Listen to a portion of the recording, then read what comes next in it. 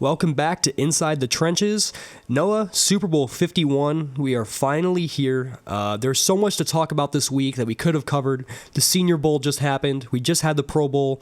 At the end of this week, we're going to have all the awards given out to players, but we only actually have about 30 minutes here today due to a live broadcast of the basketball game tonight. So we decided to focus on the biggest spectacle in the sport, the Super Bowl. That's what our show's about. That is the end of the road for these teams and the climax of the sport that we love so much. The Super Bowl 51, New England Patriots, Atlanta Falcons. No, what's the first thing you're looking at when you look at this game? Well, honestly, I'm looking at the offenses, both offenses. They're both high-scoring offenses. They're both offenses that can go up and down the field at will, and they both have stars on their offense. Maybe not so much at the same positions, position-wise, but when you look at the teams overall, the offensive teams overall, they're both fantastic. I mean, you've got Matt Ryan going against Tom Brady. You've got, LeGarrette Blount, who's had a 1,000-yard season, going against Devontae Freeman and Tevin Coleman, who put up over 1,500 yards together. And receiving, I mean, you got Julio Jones on the Falcons. Julio Jones is going to do great things for that team. But then with the Patriots, you only have really Julian Edelman, Chris Hogan. I mean, they're decent guys, but when you have Tom Brady throwing to those guys, they get so much better. So these offenses are really the story for both teams. Even though the Patriots, they had that number one scoring defense, which is impressive and something we're not really used to seeing from them. So, like I said, it's those offenses. It's got to be the big story in this game. Well, you're talking about these offenses. With the New England Patriots, their offense scored 27.6 points per game. That was good for third in the NFL this season. But then if you look at the Falcons, they were first in the league with points per game at 33.8. That is a lot of points to be scoring per game, and you're really giving your defense a lot of a break by not having to keep teams maybe under 20 points. If teams are scoring 30 points, on average, they're still going to win that game. Mm-hmm. You look at total yardage here. The Patriots fourth in total yards per game in the league. The Falcons second in total yardage. Both of these teams are just excellent at scoring points and moving down the field. But to me, the biggest difference is when it comes to defense. This season, the Falcons allowed 48 touchdowns in the regular season. The Patriots only allowed 27. That's almost half as many touchdowns as the Falcons gave up. You also look at the fact that the Patriots were first in the league in points per game on defense with the best, 15.6. That's all they're letting up this year. You could make the argument, yeah, they haven't played some of the elite offenses around the league or some of the elite quarterbacks. When they did play Russell Wilson, they lost. It happens, but you can't really take anything away just because of who they played. No, they haven't played, Aaron Rodgers or even this Falcons team or some of these other explosive offenses. But we can't say that 15.6 mark isn't impressive just because of who they played. They're still professional football teams. That's what the big story is to me. Both offenses are capable of putting up points, but in my opinion, one defense is significantly better than the other. Even though the Falcons do have the league leader in sacks with Vic Beasley, this Patriots team doesn't give up sacks very often. They've only allowed 24 sacks this season because Tom Brady is excellent at getting rid of the ball quickly. The Falcons have let up 37 sacks this year, so they take a little bit more time in the pocket than the Patriots do, and their protection isn't exactly the best. Alex Mack, as we noticed, is probably one of the best centers in the league. It was a great offseason acquisition by them, but that doesn't make up for the other four guys at all times. So when you look at this, the Patriots have an edge defensively. Maybe the Falcons have an edge offensively, but that's what makes this game so interesting, is that both teams are excellent at different aspects of the game. Yeah, I hear what you're saying there, and I do have a few different counterpoints for you. With the Falcons, that 33 points per game, when you look at teams that they've played some really good defenses. Seattle, they played Denver, and Denver couldn't do anything against them. So they're putting up points against good defenses when, like you said, the Patriots' defense against good offenses, like, the Seahawks with Russell Wilson, or good quarterbacks even, they're not doing as well. So I think that's the story in and of itself. Also, you brought up Vic Beasley and being the sack leader. Last year in the AFC Championship game, Von Miller was not only Von Miller, the entire defensive front for the Broncos were all over Tom Brady. So, and you saw what happened then. So I think if they can get to Tom Brady the same way the Broncos did, or maybe not the exact same way because they really got to him, but if they can get some good pressure on him, I think it'll get a similar outcome, and I think that's another great story. So, like how you said, the Falcons' offense against Patriots' defense, that is a good story. But I think another really good story is going to be the Falcons' defense against the Patriots' offense to see what they can do up front to get to Tom Brady. And if they can't, then it probably won't be a very good story. Well, let me make a counterpoint back to your counterpoint. You brought up how last year in the AFC Championship game, Von Miller was getting after Tom Brady a lot. Would you agree with me that the defensive back units for the Broncos and the Falcons are not exactly on the same level? Yes, and I did have something on their main corner, Robert Alford. Okay, before we get to that, I just want to point out, I believe a lot of those sacks and that pressure coming from that game against Denver were coverage sacks. Where Brady's looking around the field, but you have Pro Bowlers like Aqib Talib and Chris Harris and TJ Ward out there, locking people down and really taking away options for Brady and forcing him to stay in the pocket longer. Now, as you said, you wanted to bring up a point. Do you think this Falcons team can do the same thing to Tom Brady? Well, as you said, I mean, the Falcons' secondary isn't as good as Denver's, but they do have Robert Alford. He's a really solid guy. They also have Keanu Neal, who's come out and been a really good guy. Everyone compares him to Cam Chancellor. Yeah, so I mean, they have some good guys back there, but Robert Alford, watching the NFC Championship game, one of the announcers, I forget who it was, but they brought up a point. Robert Alford is the most penalized player on that defense, and that immediately clicked in my head. I wonder how Bill Belichick will attack that. Somehow make that a weakness for them. I could definitely see him trying to exploit that. Just as well as I do, Bill Belichick, he finds your weakest point and attacks it all game long. Mm-hmm. He is the reason why you are as strong as your weakest link. Especially when it comes to your offense. What he does is he creates his defense around taking away your best player. So in this game, the Falcons have several weapons that are very good. Let's say Bill Belichick's decision is, I'm going to try my hardest, because it's not a guarantee you can do it even if you try. I'm going to try my hardest to take away Julio Jones, okay? You're not going to get Julio all game, double coverage on him all game long, beat us with somebody else. That's usually his strategy is we're taking away somebody, beat us with somebody else. The only problem with this Falcons team is, let's say you do take away Julio. Both of their running backs are excellent in both the run and pass game. Mohamed Sanu tore up the Packers last week. Taylor Gabriel, excellent in space. I'm interested to see, when you play against a team with such diverse talent around on offense, how does that take away a guy and beat us with someone else strategy work when they can definitely beat you with their other guys? Yeah, you brought up Mohamed Sanu, and when I think, okay, well, let's say they can take away Julio Jones. But when you think about it, what has Mohamed Sanu's job been in the NFL for pretty much all of his career? It's been to be that secondary guy. Because, in Cincinnati, he had A.J. Green. When A.J. Green was being covered well, they just threw it to Mohamed Sanu, and they were fine. In Atlanta, he's doing the same thing. When Julio Jones isn't having the best game, it's Mohamed Sanu who's coming out of the woodwork. And you mentioned Taylor Gabriel. Taylor Gabriel, to me, is a great player. He's a guy who, like you said, can get in space and make plays. He's a guy who can get open, and you didn't even realize that you lost him on the field.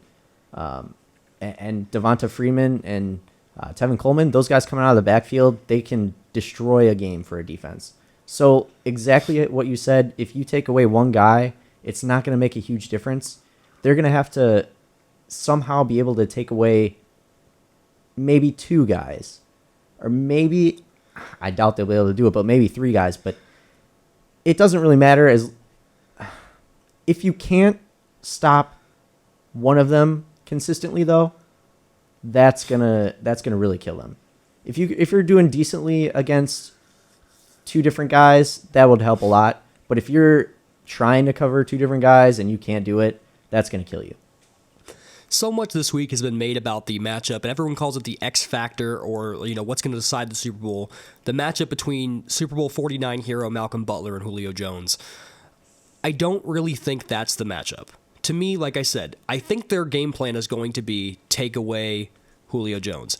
If I'm the Patriots, I think my strategy might not be that. I think I would focus on trying to take away the running backs and force everything downfield. Because if you can take away, one aspect of the game, I think that's going to open up the other team to having to try and do more through the air, where it's typically you can make mistakes more often. Especially for someone who's never been in the Super Bowl before, like Matt Ryan. Try and maybe put him under the spotlight. But if the plan is to take away Julio, like we just said, there's so many other weapons that you can get the ball into the hands of, and they can still win the game for you. Julio's battled with some injuries this year. He's been non-existent in some games this year because of either injury or just teams trying to focus on him, and the Falcons still put up points. Yep. I don't think that matchup is as key as everyone else is saying it is, because there's so many other playmakers on the field. It's one thing if you had a bunch of scrubs out there and then Julio Jones. If you shut Julio down, then you'd have no chance. That's not the case. Like what you just said, they have receiver depth. They have running back depth. They have a great quarterback. They can figure out ways to score and to move the ball down the field quickly without getting the ball to Julio Jones. So maybe your plan is, take away Julio Jones, but then as Atlanta, you've had these plays in your playbook already of making Julio a decoy. Maybe use those plays more frequently. But I don't think that, like we say, this matchup between Malcolm Butler and Julio, I don't think it's even going to be that matchup all game, because that's assuming you're going to have a one-on-one on the outside. You're certainly going to have safety help over the top on Julio Jones. So it may be Julio versus, Patrick Chung and Malcolm Butler. So that's the thing about the Patriots is for some reason we're assuming that we know what they're going to do. If we knew what they were going to do, then the Falcons were going to know what they do. And if the Falcons could know what they're going to do, then the Patriots wouldn't go to the Super Bowl 7 times. We don't know what they're going to do because they have the best coach in football, and he's kind of insane. He's so good at his job, so good at hitting you with things you didn't expect, and just, fundamental football. To me, they're like the San Antonio Spurs of the NFL. They beat you with the fundamentals. They don't need the flashiest players in the world. They don't need the flashiest playmakers. They just do their jobs, and that's how they're going to beat you. Yeah, and I have an interesting question. So let's say you are the coach of the Patriots. I wish I was. What if, well, all right, I'm just going to give you a scenario, and I want you to tell me if you think it's a good idea. Would you, if you're the Patriots coach, just try as hard as you could, meaning send safeties, send multiple linebackers, and whatever, corners, whatever, try to get Matt Ryan on almost every down? Would you try to do that and risk giving up, maybe who knows how many big plays from that team?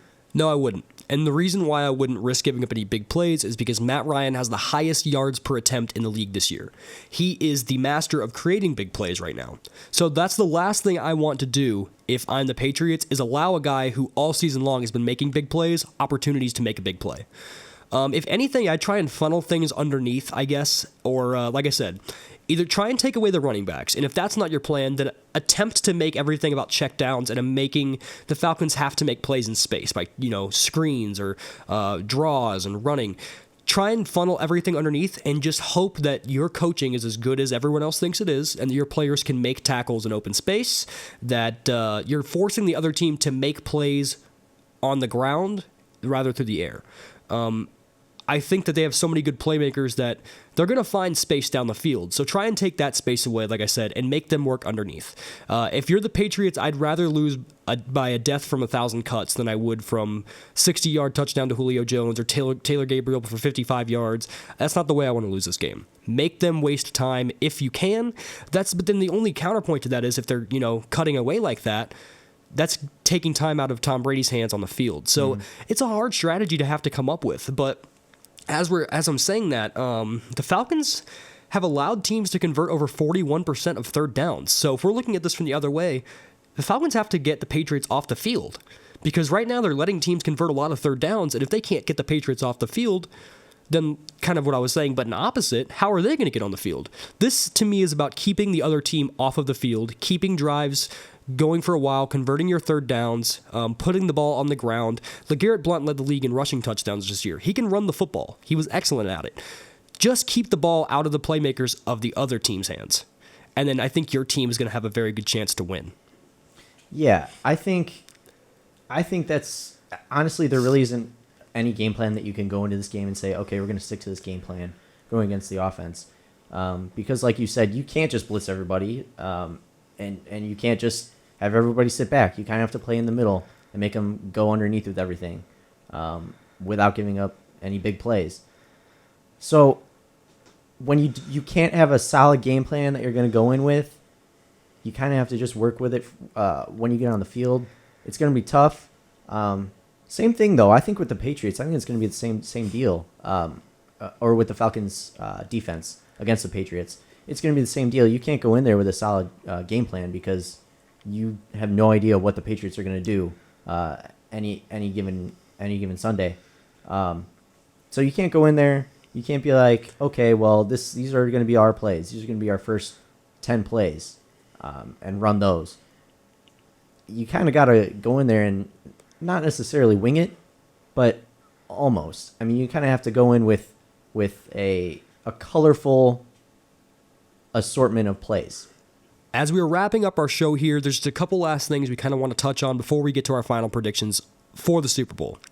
So I do not expect this game to be a sloppy game by any means. The Patriots are plus 12 on their turnover ratio. The Falcons are plus 11 on their turnover ratio. So if one of these teams can create turnovers, I certainly think they might have the edge in this game, as is most games. But these teams do a very good job at not only taking care of the football, but getting it from the other team.